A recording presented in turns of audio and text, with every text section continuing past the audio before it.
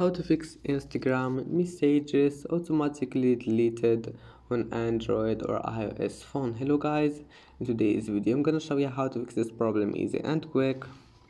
First go to Play Store and here make sure your Instagram is updated, and if you found here an update, just click on it. And now restart your phone and then turn off your Wi-Fi, open Instagram and turn it on again. And if that doesn't fix it, and you have an Android phone, go to settings, apps, and apps again, type here Instagram, click on it. Now click for stop and go to storage, clear cache, and then go to data usage, make sure background data, maybe you'll find it like that, and then make it enable it.